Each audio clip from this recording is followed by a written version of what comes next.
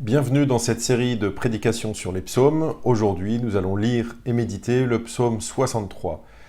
Mais avant de le lire, j'aimerais vous parler de quelque chose. Vous savez, j'habite en région parisienne, et quand c'est l'été et qu'il y a la canicule, qu'on va sur Paris, on prend le métro, parce que c'est beaucoup plus pratique que de prendre la voiture. Difficile à se garer, ça coûte cher, voilà. Donc on prend le métro et le RER.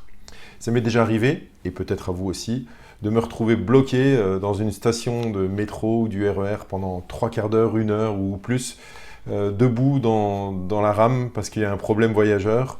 Et quand on est comme ça pendant 1 heure et qu'il fait super chaud, et bien vous savez ce qui nous prend tout de suite, c'est qu'on a soif, on a vraiment soif. Et quand on a soif,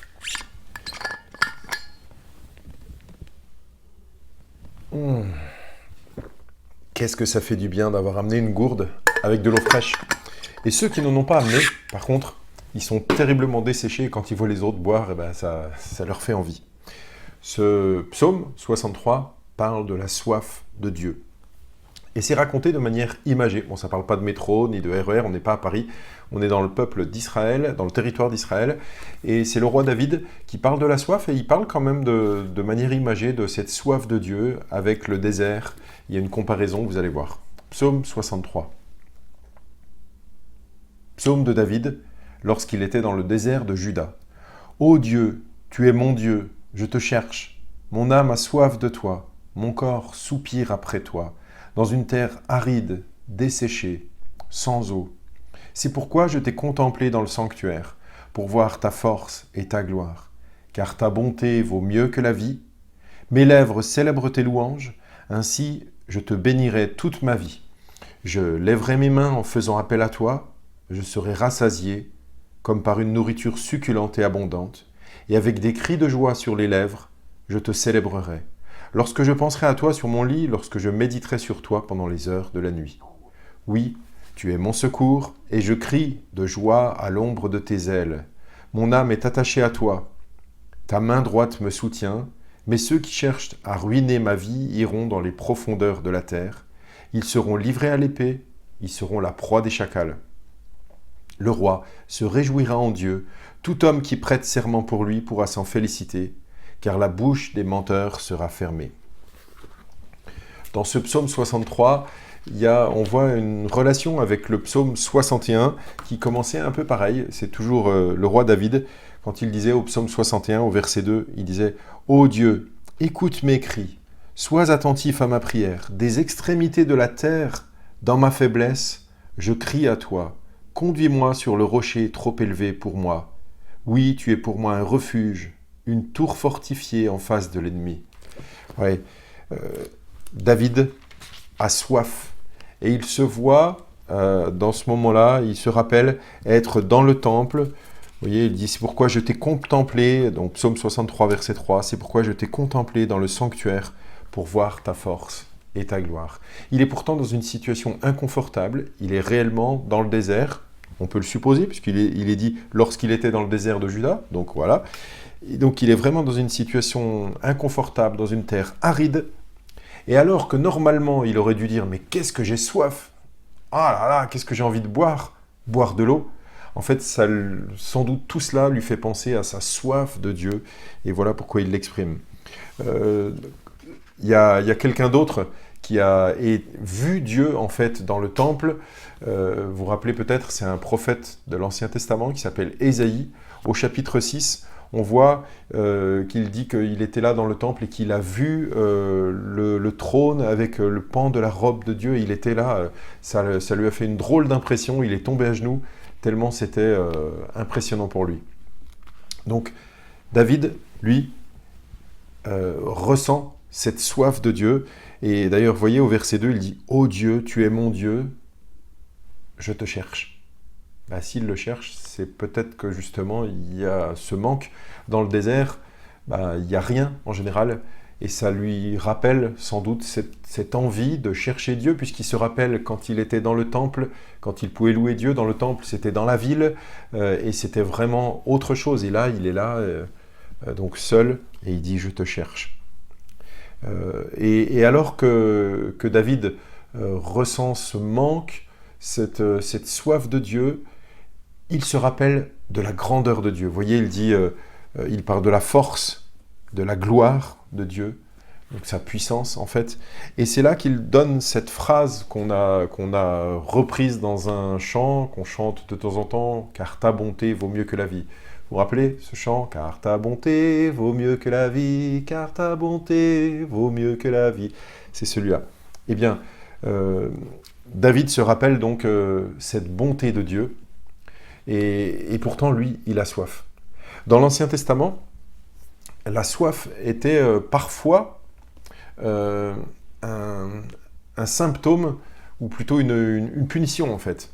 Une punition de Dieu. Dans les prophètes, on voit par exemple dans Amos, le prophète Amos, au chapitre 8, verset 13, Dieu dit qu'il leur enverra la famine parce qu'ils avaient désobéi, le peuple avait désobéi, et en plus il dit ce jour-là, les belles jeunes filles et les jeunes gens mourront de soif. Et donc la soif, c'était vraiment une punition en fait. On voit aussi dans Ésaïe, au chapitre 49, verset 10, « Ils n'auront plus faim, ils n'auront plus soif. La chaleur brûlante et le soleil ne les frapperont plus. » Alors là, c'est l'inverse. En fait, le fait de ne plus avoir faim, de ne plus avoir soif, là, c'est vu non pas par les prophètes comme une punition, mais comme une bénédiction, en fait, que Dieu va bénir son peuple. Et on voit aussi, il est écrit que Dieu les conduira vers des sources d'eau. Donc, c'est une bénédiction. Donc, la soif de Dieu, ça n'est pas toujours un jugement, hein. Il y a aussi une bénédiction à avoir soif comme David en tout cas.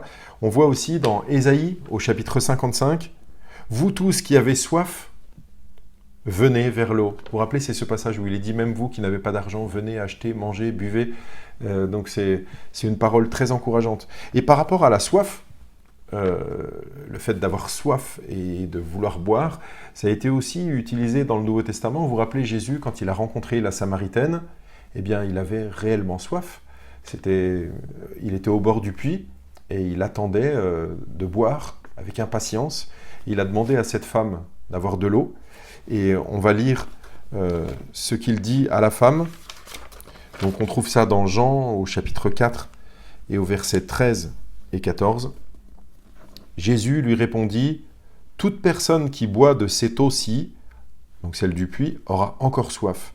En revanche, celui qui boira de l'eau que je lui donnerai n'aura plus jamais soif, et l'eau que je lui donnerai deviendra en lui une source d'eau qui jaillira jusque dans la vie éternelle. » Jésus promet de donner une eau qui désaltère vraiment.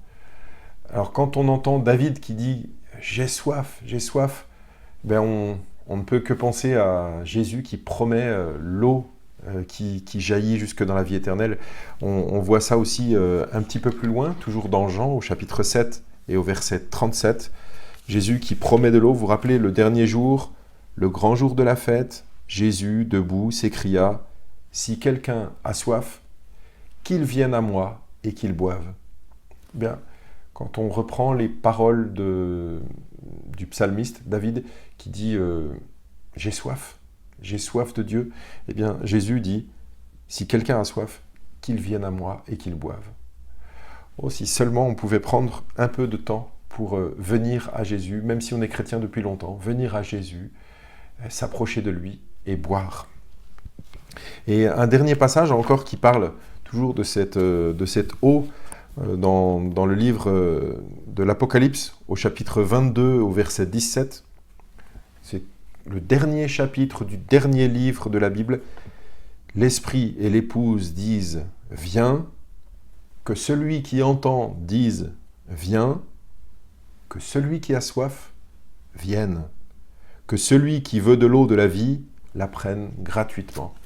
Et donc, toutes ces paroles nous encouragent à vraiment venir auprès de Dieu pour être désaltérés. Je reviens sur cette parole donc dans le psaume 63, « Car ta bonté vaut mieux que la vie ». On le chante assez régulièrement à l'église, et puis c'est un chant joyeux, alors on se laisse peut-être entraîner par la musique et taper dans les mains, mais qu'est-ce que ça veut dire en fait que ta bonté vaut mieux que la vie? Ça veut dire que pour David, quand il a exprimé ça, il voulait bien dire que pour lui, tout ce qui pouvait exister n'était pas le plus précieux pour lui, c'était la bonté, l'amour de Dieu, être en communion avec Dieu. Dans un contexte de persécution, dire « car ta bonté vaut mieux que la vie », eh bien, c'est prouver à Dieu que c'est vraiment ce qu'on pense. Rappelez-vous, par exemple, dans le livre de Daniel, vous vous rappelez Shadrach, Meshach et Abednego, les 3 amis de Daniel, avaient refusé d'obéir au roi, et parce qu'ils avaient refusé, qu'était-il arrivé pour eux? On les avait jetés dans la fournaise ardente, donc, et on leur avait dit qu'on allait les jeter. Ils ont dit mais non, on n'obéira pas au roi, c'était désobéir à leur Dieu, donc ils avaient refusé, quitte à être brûlés dans la fournaise ardente. Puis finalement, dans la fournaise ardente, il y avait quelqu'un d'autre qui ressemblait à un fils d'homme, et le roi qui les avait jetés a paniqué, il les a fait sortir.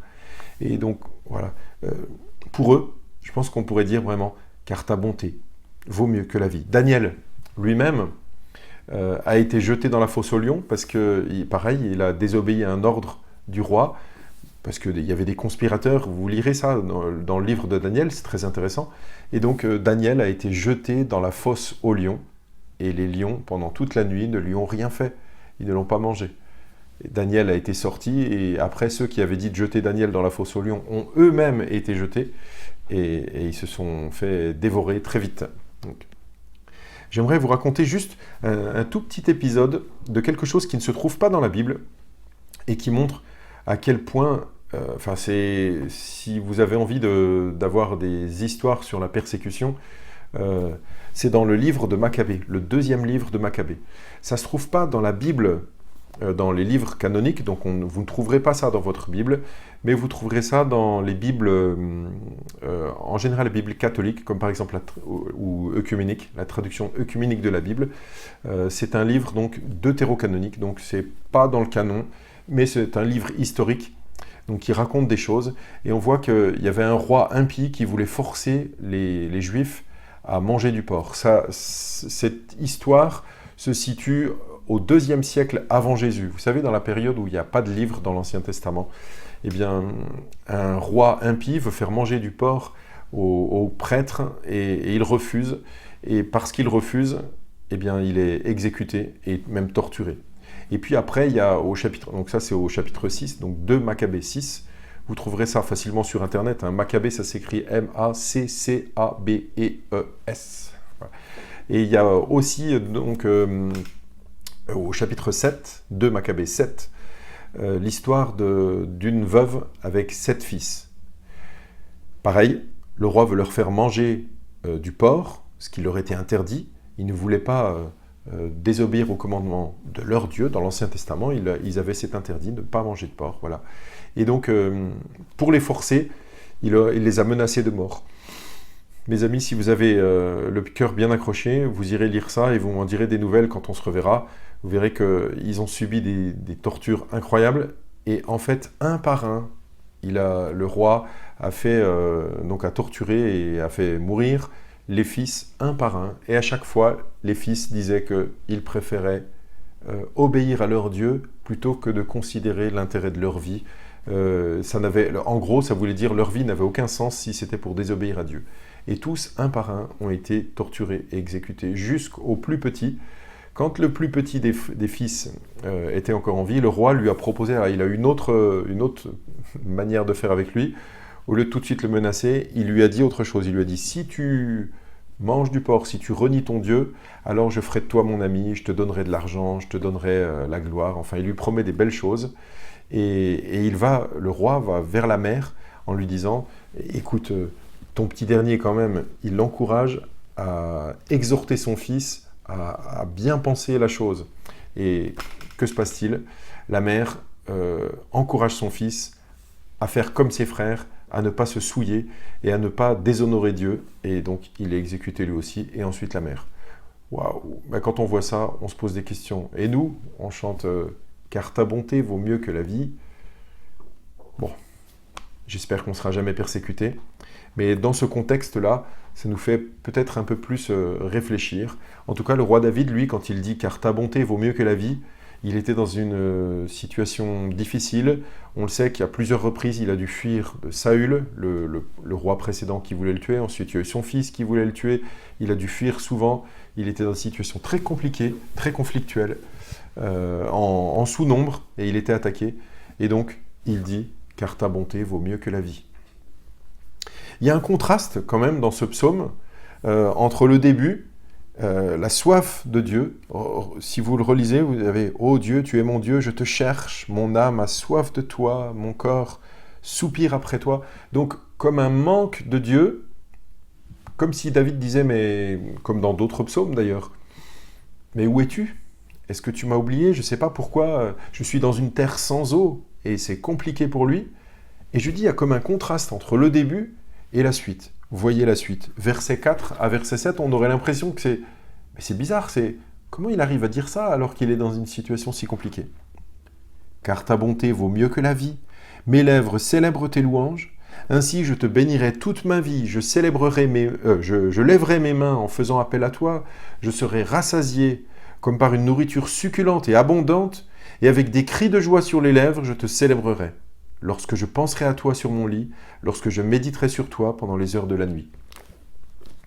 Je ne sais pas si ça nous arrive à nous d'être dans des situations très compliquées comme il l'était, mais en même temps de dire « je célébrerai Dieu, je le louerai ».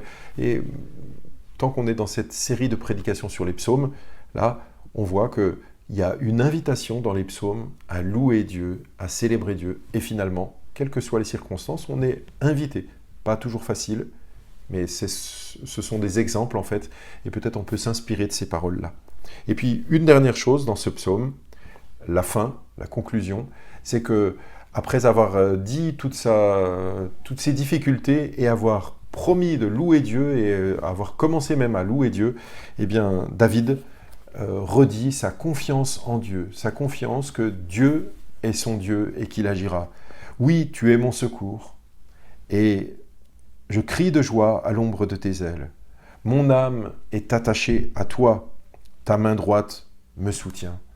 Je vous laisse lire la fin du psaume, mais ce sont des paroles très encourageantes, en fait, de la part de quelqu'un qui cherche Dieu et qui peut dire ça. Je les redis tellement elles sont belles. Peut-être vous pouvez les méditer, reprendre ce psaume 63. Oui, tu es mon secours, et je crie de joie à l'ombre de tes ailes. C'est fou. En fait, il était en train de dire qu'il avait soif, qu'il cherchait Dieu. Et puis là, maintenant, on dirait qu'il est à l'ombre des ailes de Dieu. Bah oui, il est quand même capable de voir que Dieu est là. Mon âme est attachée à toi. Ta main droite me soutient. Amen. Eh bien, je vous souhaite un bon dimanche. Profitez bien de cette journée. Que le Seigneur vous bénisse. Et à bientôt. Je vous rappelle que les cultes reprennent à l'église baptiste de Joinville-le-Pont dès le mois de septembre. Bye bye.